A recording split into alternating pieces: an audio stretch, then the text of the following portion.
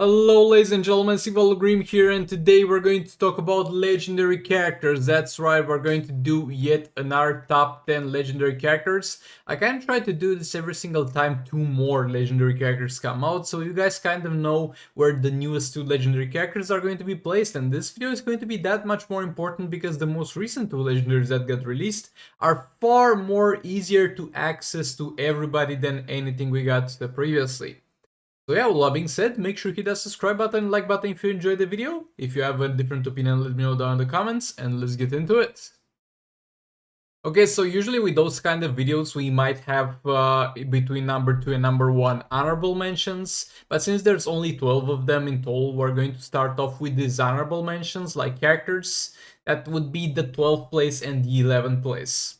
So we got Suicide Squad Harley Quinn, by far the worst legendary character in the game. Like, she does a lot of things, but nothing too useful. Like, the Suicide Squad is going to give you some crit chance for dead shots, some power generation for Harley teammates, immune to crits, crit resistant for teammates, suicide power cost, health for teammates. I mean, look, she's a great support for the Suicide Squad team, but the problem is Suicide Squad team is only good in Arena and Champions Arena. They suck in raids and league raids. Psychoanalyze, she's going to steal a few stats from the opponents and stuff like that. Twisted Love is going to give to get some attack if she has Joker teammates and stuff like that. Look, overall, she sucks ass in raids and solo raids, and the full Suicide Squad team is great in Arena and Champions Arena, but the problem is they take a very long time to build. They are all chest exclusive characters, and they all have hard to get gears. So you literally have no reason to build them, and they are very hard to build. She's the worst legendary character in the game by far. Okay, let's move on. Okay, now we got Enchantress, the second worst legendary character in the game, and this one is a weird one because when you read what she does, she seems amazing. Like, this thing gives her a huge amount of damage when she's low on health. This thing gives the whole Suicide Squad team regeneration when they get hit by crits. This thing makes her abilities power steal. This thing is going to disable opponent's block, armor pierce, and this one removes hazards. And you're also going to be immortal while you stand in it. So yeah, this overall looks like an amazing character. The problem is, she doesn't work. It literally doesn't work. There's been 1 year since her character release, and people kept trying different strategies to make her work in raids and solo raids. Nothing works. She sucks ass in terms of damage. There's nothing you can do about this character to make it work. I don't know why, because on paper she should work, but it just doesn't. She sucks. She's great in Arena and Champions Arena with the Suicide Squad team, but yet again, same problem as Harley. You got characters that are only good in Arena and CA.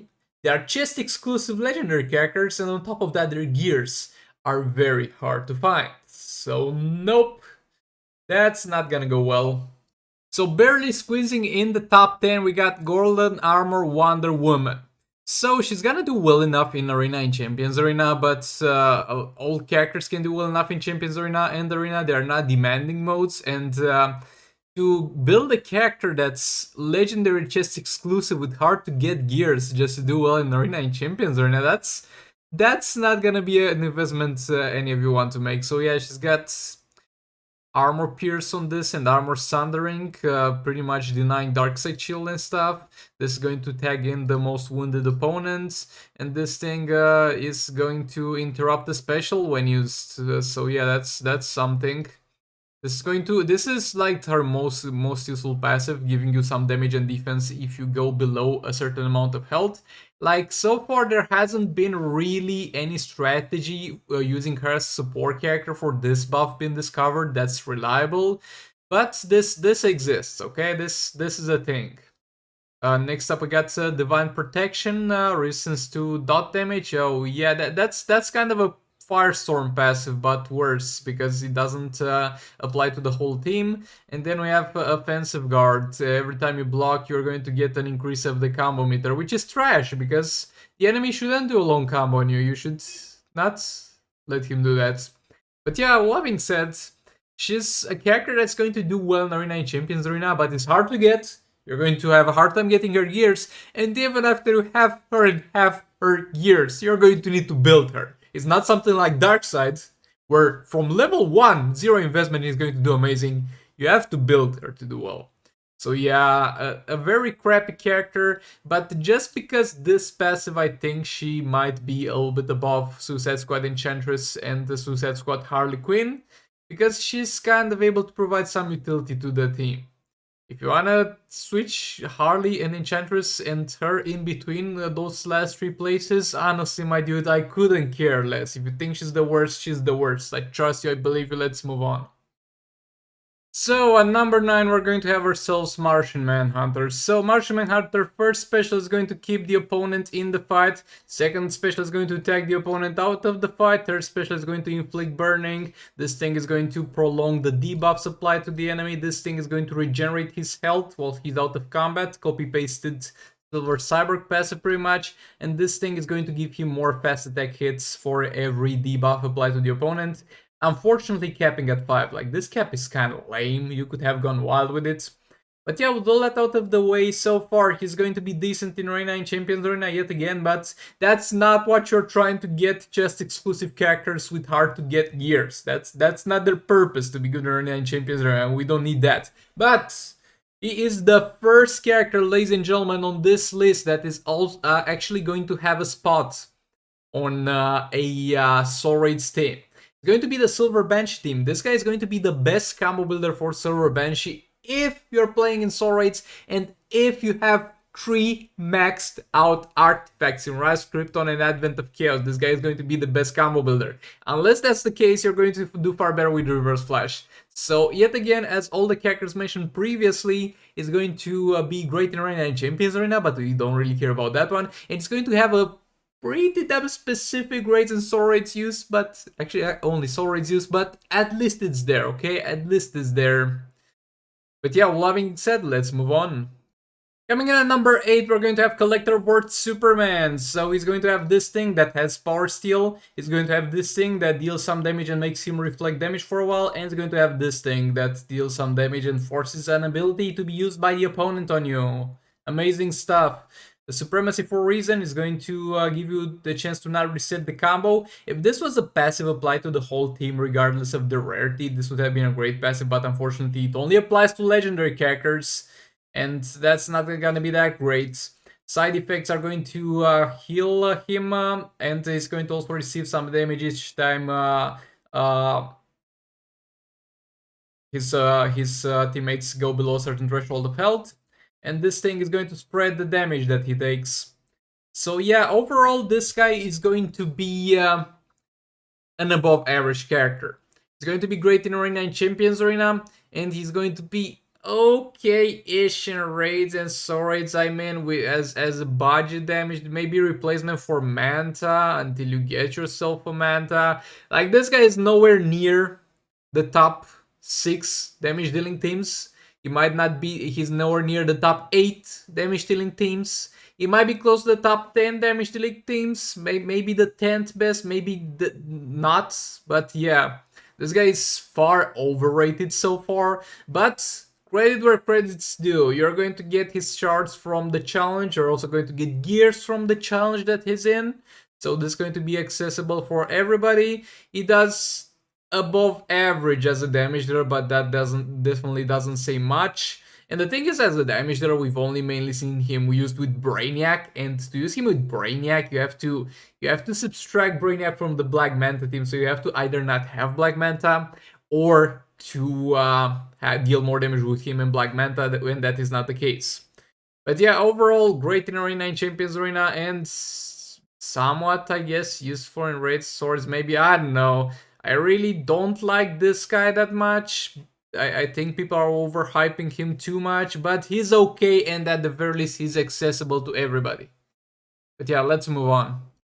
Okay, coming in at number 7, we got my boy Darkseid. This guy is utterly useless in raids and soul raids. And trust me, you're hearing this from a dude who built him as a damage dealer and the dude who one-shot phase 1 in tier 8 with him as a damage dealer, but that was not him dealing the damage, that was the Beta Club, that was Raven being a support character, and that was Brainiac, and if you would split those characters to their correct teams, you'd get a far better outcome. Darkseid is not a damage dealer, but he's an amazing tank. He's most likely the best character we got in the game for Arena and Champions Arena. And the thing is, he's going to do amazing for you from zero investment. He's sadly a chest exclusive character, that's the only downside to this. But he's going to do amazing for you in Arena and Champions Arena with zero investment. And at the same time, you get his gears from the achievements.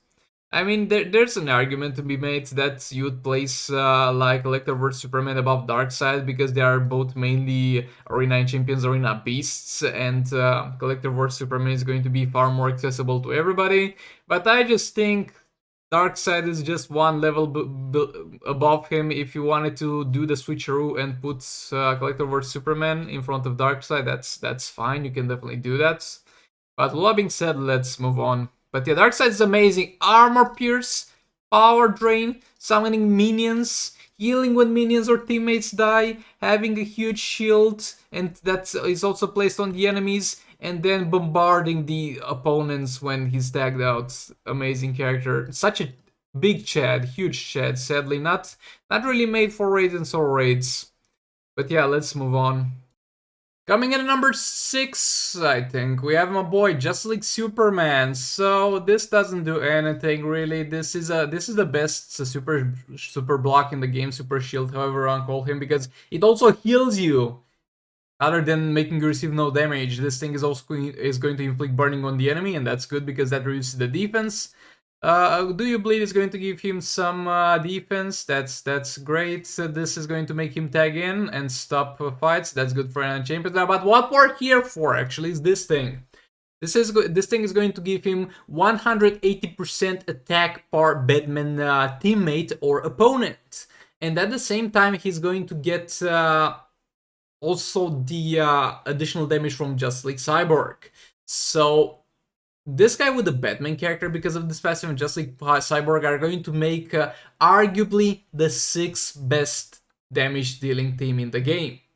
Because you're going to pair this guy up with Cyborg and the Batman, and you're going to punch the crap out of your opponent. That's just how it works, and they're arguably the top 6 damage dealing teams. There's also an argument to be made for the Multiverse team taking that place and pushing them one place behind. But the thing is, they kind of switch in between each other. Like the Multiverse team is going to do a far better job as a 6th best team in league rates. The Justice League team is going to do a far better job at being the 6th best team in Dawn of Apocalypse. They're kind of the underdogs of damage dealing, but they're holding their place over there in the top 6, and that's where you wanna be because everybody's going to, for the most part, use 6 pips everywhere. In solo raids, you kind of have to only use 6 pips, and you have to repeat those 6 teams. And league rates is by choice, but yeah, this guy's going to be there for you, like him or not. So, and also he's amazing in Arena and Champions Arena. It's kind of hard to get and hard to gear up, but he deals the damage, okay? He definitely deals the damage. But yeah, with that being said, let's move on. Okay, coming in number 5, we got ourselves Brainiac. So Brainiac is pretty much steroids for legendary characters. He can make Darkseid into a damage dealer, he can make Superman into a damage dealer, he can make Black Manta into something beyond the damage dealer. But yeah, this thing is going to give him some lethal attack damage. And those two are kind of irrelevant, but yeah, this thing is going to give him some lethal attack damage, and lethal attack damage functions as crit damage, only you can't put it on gears. And this thing is going to split his lethal attack chance and lethal attack damage with the legendary characters. So that's pretty much going to give them max lethal attack chance and max lethal attack damage. And that's amazing. He's going to be the best support for Black Manta. He kind of doubles, at the very least doubles the damage of Black Manta, but far more than doubles. He's going to make Darkseid deal millions of damage. He's going to make Collector vs Superman deal millions of damage. He has a challenge. His gear drops from the challenge. Yeah, so he's the best legendary support you can have and one of the best supports in the game. And on top of all of that, if you were not necessarily smart enough but lazy enough to not upgrade this before his last update, because previously it only hacked tech characters, now it clonates every single character you defeat. So except for this abilities used in Arena and Champions Arena, because that's fun, you can take control of any character and play with them. This thing is going to be usable in phase 1 for League of Anarchy, and you are basically going to be able to create 3 more bodies for Last Life Joker to kill and boost his passive. So yeah, Brainiac overall is an amazing character. Don't build Brainiac. Brainiac doesn't necessarily need to be built, you just need some lead on him so he can transfer it to his other legendary teammates, but he's an amazing support. He's kind of the equivalent of Dr. Fate for legendary characters, only a little bit better. But yeah, all that being said, let's move on. Coming in at number 4, we get ourselves Arkham Knight Batman. This guy, same as Darkseid, comes with gears, effective in Arena and Champions Arena since no investment, so that's gonna be amazing. He's got a stun bomb that is able to stun raid bosses. That means that even if the enemy is stun resistant, as a lot of them are, he's still going to have a chance to stun them, that making him an amazing combo builder for Harley Quinn, enabling her to fight in every single fight. He's going to give a huge amount of health and defense to himself and take characters. Like, this guy is one of the best tanks in the game that you build full damage dealer, because he doesn't need to be any more tankier than what his passive makes him, because his passive makes him extremely tanky. He's going to give you some health and some power bars when you take out an opponent. And at the same time, it's going to counter metahumans. We don't really care about that. That's not amazing. But yeah, overall, this guy is a very strong character for Arena and Champions Arena. And at the same time, he's going to be a must-have character for the Harley Quinn team. I mean, now that I think about it, I might have been able to put him below Brainiac. Because look, he's part of the Harley Quinn team. That's one of the best teams in the game without any doubt, any shadow of a doubt. But the thing is, now we got Raven. And Raven is going to be an amazing combo builder for that team. And the only place where you can use Raven is fights that are immune to stuns. And anyways, even if you use Arkham Knight Batman, you tend to avoid those fights. And when it comes to league rates, you kind of use the Joker League of Anarchy always, other than the Harley Quinn League of Anarchy. Like, look, don't get me wrong, this guy is an amazing character, definitely deserves a place in the top 5 legendary characters. But looking back on it, I think Brainiac is just slightly better. Let me know what you think about this in the comments, because honestly, I myself am conflicted between Arkham Knight Batman and Brainiac, because the obvious reason is Arkham Knight Batman is better than Brainiac. Are you stupid? But if you think about it, it's a little bit more complicated than that. So on this one, really let me know in the comments and let me know your thoughts. But again, no matter how you put it, amazing character. Coming in at number 3, the Big Chungus, Batman Ninja Gorilla Grodd. So, this guy, special ability number 1, additional damage to blind opponents, not really caring about that. This one splits healing with the teammates, that's again not that great.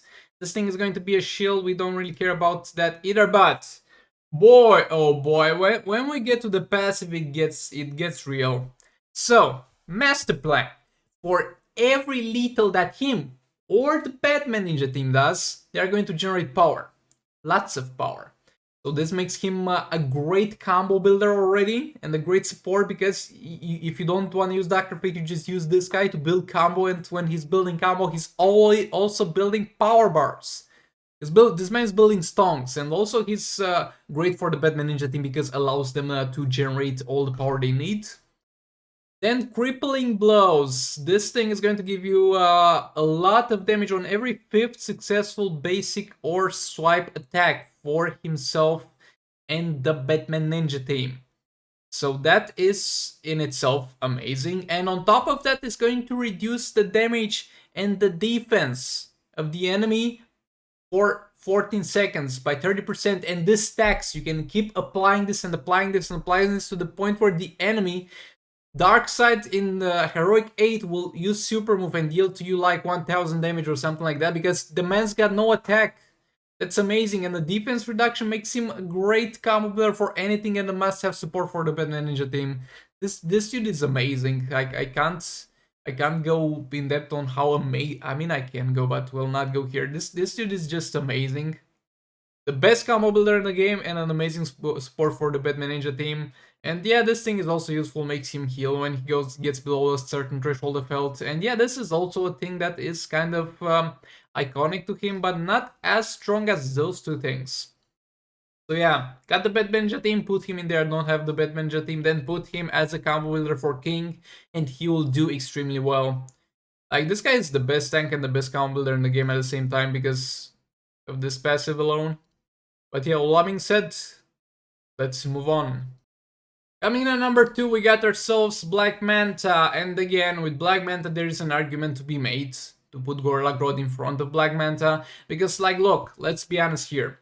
I'm going to speak from experience. I have a 4-star Gorilla Grodd and a 4-star Black Manta. The 4-star Gorilla Grodd is almost working at full potential because he's not relying that much on star rating.